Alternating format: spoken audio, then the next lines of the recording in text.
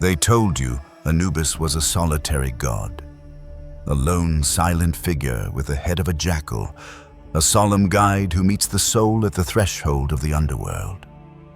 They showed you images of him, a singular, detached master of the necropolis, the sole arbiter of the sacred passage.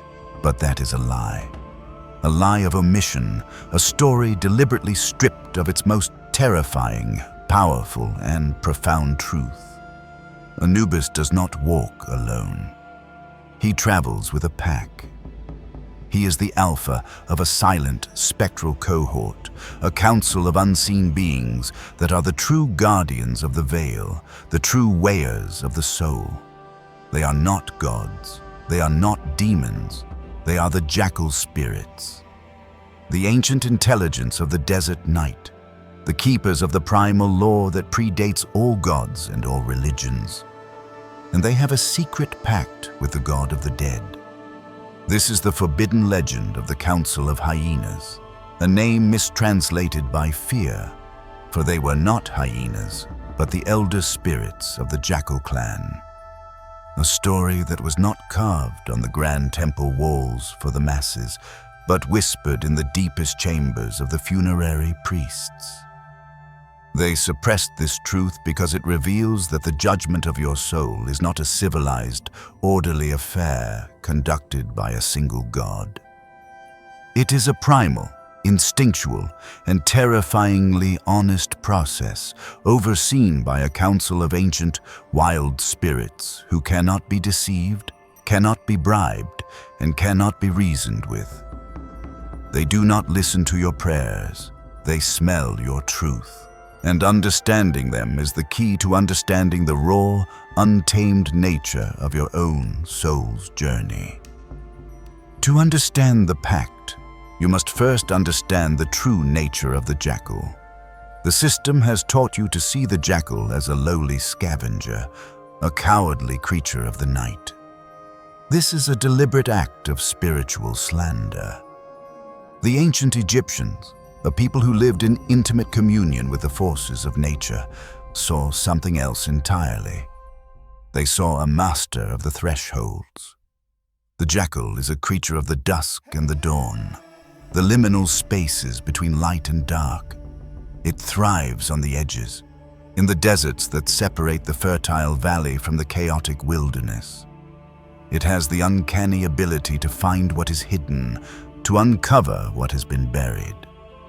And, most importantly, it is a creature that consumes and purifies what is dead and decaying, making way for new life. The jackal is not a scavenger. It is an alchemist, a sacred janitor of the life-death cycle. Anubis is the divine embodiment of this jackal principle. But he is not the only one. The ancient wisdom taught that there is a collective consciousness of the jackal, a pack of elder spirits, a council that is the living memory and instinct of the species itself. These are not the souls of individual dead jackals. They are an archetypal force, a primal intelligence that has existed as long as the deserts themselves.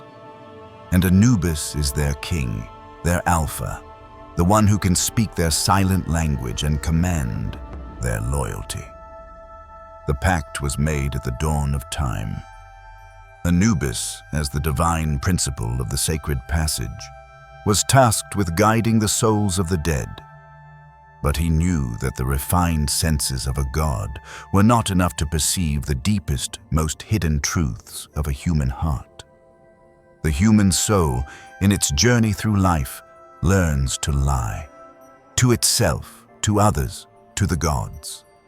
It wraps itself in layers of self-deception, of justification, of performance. Anubis needed allies who could see beyond the performance. He needed beings who operated on a purely instinctual level, who could bypass the lies of the mind and smell the raw, unfiltered truth of the soul's energetic signature. And so, he made a pact with the jackal spirits. He would be their king, their bridge to the world of the gods, and in return, they would be his counsel, his eyes and ears in the darkness, his silent jury in the hall of truth. This is the secret of the judgment. When your heart is placed on the scales, it is not just the serene gaze of Osiris that is upon you. It is the unblinking collective stare of the Jackal pack, and their judgment is absolute, instantaneous, and based on something far deeper than your good deeds or your bad deeds. They are weighing your authenticity. They have been called the Council of Hyenas in some fragmented texts, a name born from the fear and misunderstanding of later cultures who could not differentiate between the sacred jackal and the cackling hyena. But their true nature is far more profound. They are the keepers of the primal law, the law that states that what is not true to its own nature cannot endure. This is a truth so raw and so uncompromising that the later, more civilized religions, with their doctrines of forgiveness and grace, had to bury it. They wanted you to believe that you could lie your way through life and be saved by a last-minute confession. The jackal spirits are here to remind you that the universe does not care about your apologies, it only cares about your frequency. Some truths are too primal for a world that lives in its head. The initiatory path of facing your own inner counsel, of learning to live with the terrifying honesty of the jackal spirits, is a journey for the soul that is ready to shed every last one of its own lies. This is the sacred knowledge we share in our free newsletter, Insights Academy. To learn how to pass the test of the Silent Guardians, sign up with the link in the description. For a limited time, you will also receive a free copy of the Kybalion, a guide to the unshakable laws of the cosmos. The weighing of the heart is the most iconic scene in the Egyptian afterlife, but you have been shown a censored version. You see the great scale, you see the heart and the feather, you see Anubis and Thoth and Osiris. But you do not see the silent, spectral figures that stand in the shadows, the true arbiters of the process. The jackal spirits are not mere observers. They are active participants. Their consciousness is a part of the scale itself. The myth says that the scale is what weighs the heart, but the deeper esoteric truth is that the collective, instinctual perception of the Jackal Council is what determines the outcome. How does this work? It is a process of pure vibrational resonance. The jackal spirits do not listen to the negative confessions you recite. They do not care about the story you tell about your life. They do one thing, and they do it with perfect primal clarity. They smell your fear. Fear is the ultimate signature of a lie. When you are living in your truth, when you are in a state of ma'at, your energy field is coherent, calm, and stable. When you are living a lie, when you are out of alignment with your own soul, your energy field is dissonant, chaotic, and permeated with the subtle, acrid frequency of fear. The fear of being discovered. The fear of your own inauthenticity, the fear of the consequences of your own actions. You can hide this fear from your friends, from your family, from your own conscious mind, but you cannot hide it from a predator. The jackal spirits are the ultimate predators of falsehood. They can smell the scent of a lie from 1,000 miles away. So, as your heart sits on the scale, the council encircles you. And they are not looking at you. They are sensing you. They are feeling your frequency. Is it the calm, steady frequency of a heart at peace with its own truth? Or is it the erratic, discordant frequency of a heart that is heavy with the weight of its own self-deception? The feather of Ma'at is not just a symbol of truth. It is a tuning fork, resonating at the universe's baseline frequency of pure, unadulterated reality. If your heart's frequency matches it, the scale remains balanced. If your heart's frequency is a chaotic mess of fear and dissonance, it is heavy. It cannot match the pure tone of the feather, and the scale tips. This is a terrifyingly honest system. It means that the final judgment is not based on your morality, but on your authenticity. You could have been a good person your entire life, following all the rules, but if you did it out of fear of punishment, fear of damnation, fear of what others would think, your heart is heavy with that fear. Conversely, you could have been a sinner in the eyes of the world, a rebel, an outcast. But if you lived your life with a raw, unapologetic, and courageous authenticity, your heart is light. The jackals do not care about the laws of men. They care about the law of nature. Be true to what you are. This is the secret that the priesthood had to suppress. It was too wild, too dangerous. It replaced the neat, controllable system of divine law and order with a messy, primal system of instinctual truth. It took the power out of the hands of the priests and the gods and placed it in the untamable heart of the individual. And it introduced a terrifying variable, a council of wild spirits who could not be controlled. You could bribe a priest, you could pray to a god, but you cannot reason with a jackal. You can only be true, or you can be devoured. The story of the jackal spirits is the story of the universe's own incorruptible lie detector. And the test is not at the end of your life. The test is now. In every moment, in every choice, the silent council is watching and smelling and weighing. The pact between Anubis and the jackal spirits is not just a story about the afterlife. It is a living, breathing reality within your own consciousness. Anubis is the higher, divine principle of your own awareness, the part of you that consciously chooses to undertake the journey of self-discovery. The jackal spirits are your own raw, untamed, and primal instincts. And the sacred pact is the alliance you must forge between your conscious mind and your instinctual body. This is the integration they have tried to prevent for millennia. They have taught you that your mind is superior and that your instincts are a primitive, dangerous beast to be caged. This is the great lie that has left you fragmented and at war with yourself. The jackal spirits are the intelligence of your reptilian brain, of your gut, of your cellular memory. They are the part of you that operates beyond logic, beyond reason, beyond the programming of the civilized mind. They are the source of your gut feelings, your intuitive hits, your primal urges. They are the guardians of your survival, the keepers of your boundaries, the ancient animal wisdom that is your birthright. When you ignore this wisdom, when you betray your own gut feelings because they are not rational, you are breaking the pact with your own inner council.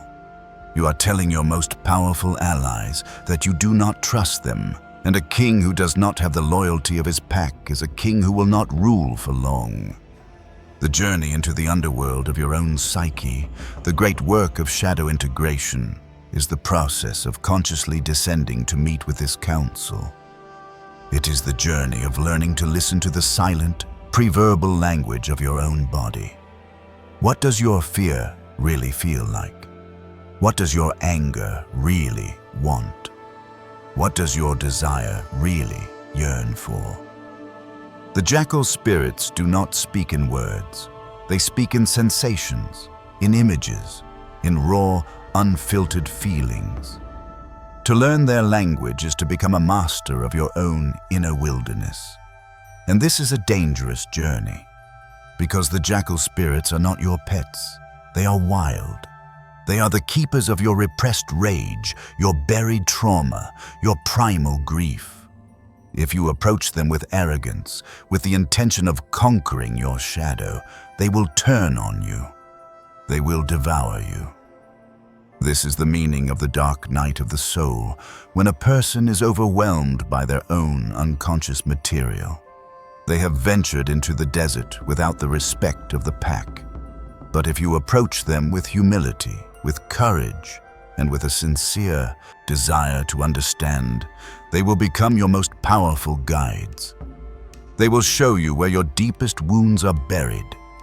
They will help you hunt down and devour your own limiting beliefs. They will teach you how to track the scent of truth through the most confusing landscapes of your life. This is the true meaning of the shamanic path. It is the path of the one who has made peace with the animal spirits within, who has earned their trust and can now call upon their power. This is a level of spiritual maturity that is far beyond the simple piety of the mainstream religions. It is a path of radical self-ownership. It does not ask you to be a good sheep. It asks you to be the alpha of your own inner pack. It asks you to have the courage to face the wild, amoral, and terrifyingly honest truth of your own nature, and to love it, to honor it, and to bring it into the service of your highest will. They did not want you to know that you had a council of powerful, ancient spirits living inside you. They wanted you to believe that you were alone, a single, frightened soul in the dark, but you are never alone. The pack is always with you. The question is, are you their master or are you their prey? The suppression of this hidden doctrine was one of the most critical steps in the creation of a disempowered and controllable humanity. The story of Anubis and his pact with the wild spirits had to be erased and replaced with a simpler, safer, and more manageable narrative. It was a war on the wild, a war on instinct, and a war on the very nature of your soul's judgment. First, they had to break the pact. They had to sever the connection between the divine principle, Anubis, and the primal, animalistic intelligence, the jackal spirits. They did this by elevating Anubis to the status of a solitary, civilized god, a noble member of the great pantheon, and they demoted the jackal spirits to the status of mere demons or folkloric beasts. They took the sacred council and turned it into a pack of mindless scavengers. This shattered the integrated model of consciousness. It created a split between your divine self and your animal self, a wound that haunts the human psyche to this day. Next, they had to change the nature of the judgment. The primal, vibrational test of the jackal spirits, the test of authenticity and fear, was too unpredictable, too personal. It could not be controlled by a priesthood. So they replaced it with a system of moral bookkeeping. The 42 negative confessions became not a guide to a light heart, but a rigid legal code. Judgment was no longer about your energetic state. It was about your adherence to an external set of rules.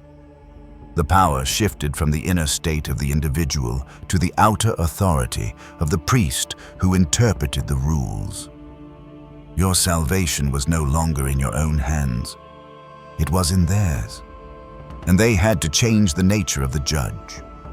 The unblinking, amoral, and instinctual gaze of the jackal pack was replaced by the personified, anthropomorphic figure of Osiris, the compassionate but ultimately fallible king. You can plead with a king. You can appeal to his mercy. You cannot plead with the law of nature. By turning the judge into a person, they introduced the possibility of negotiation, of politics, of grace, all concepts that are foreign to the primal, honest world of the jackal. They took a process of pure physics and turned it into a courtroom drama. The consequences of this suppression are the world you now live in. A world that is profoundly disconnected from its own instinctual wisdom, a world of minds at war with their own bodies, a civilization that is terrified of its own wildness, that paves over the desert and cages the wolf. We are a people who have lost the ability to smell a lie. We are easily deceived by charismatic leaders, by slick marketing, by media manipulation, because we have been taught to distrust the one part of us that cannot be fooled, our own inner jackal. We suffer from a plague of inauthenticity. We perform our lives, we curate our identities, we live in a state of constant, low-grade fear of being found out, because we have no connection to a core, authentic self. We are heavy hearts, trying to convince the world that we are light. They did not just hide a myth from you, they stole your pack. They left you to wander the desert of the modern world alone, convinced that your primal instincts were your greatest enemy. They left you vulnerable, isolated, and easy prey for the true predators of this reality. Those who understand the power of the primal and are not afraid to use it against you. But the scent of the truth can never be fully erased. The wild is calling you home. The council is waiting for you in the silent desert of your own soul. They are waiting for their alpha to return. The path to reclaiming your pact with the jackal spirits is the journey of the modern shaman, the urban mystic, the spiritual warrior who is ready to get their hands dirty. It is not a path of light and love. It is a path of guts and truth. It is the conscious choice to stop living on the surface of your own river and to dive into the deep, dark, mysterious waters of your own subconscious. It begins with the decision to honor your own instincts, above all else. You must start to treat your gut feelings not as random noise, but as sacred intelligence.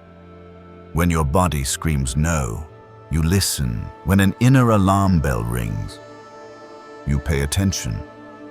You begin to rebuild the bridge of trust between your conscious mind and your primal animal self. Next, you must create a relationship with your own inner pack. This is the work of shadow integration, but with a specific focus. You must go into your own inner wilderness and meet the spirits of your own repressed instincts. Your sacred rage, your unapologetic sexuality, your fierce territoriality, your primal fear. You do not go there to kill them or to cage them. You go there to see them, to honor them, to understand them, and to bring them back into the fold of your conscious awareness. This is a work that requires time in solitude, in nature, in silence. You must disconnect from the noise of the world to be able to hear the silent language of your own soul, and you must practice the art of the sacred hunt. The jackal is a hunter. What are you hunting for in your own life? You must learn to hunt down and devour your own lies. This is the practice of radical self-honesty. You keep a journal. You question your own motives. You ask yourself, what am I pretending not to know? You become a predator of your own bullshit. This is a ruthless process, but it is the only way to lighten your own heart. And you must learn to hunt for what nourishes you. You use your instincts to track down the people, the places, the experiences that feed your soul, and you ruthlessly eliminate what is toxic and draining. This is how you earn the respect of the pack. You do not become their master by dominating them. You become their alpha by embodying the highest principles of their own nature: courage, instinct, and uncompromising truth. When you do this, the pact is renewed. Your instincts no longer sabotage you, they guide you. Your primal energies no longer erupt in chaos.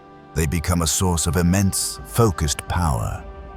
You stop being at war with yourself. You become a unified force of nature. A human being who is fully aligned with their own animal spirit is one of the most powerful and beautiful things in all of creation. You become a walking, talking lie detector. You become a fierce and effective guardian of your own boundaries.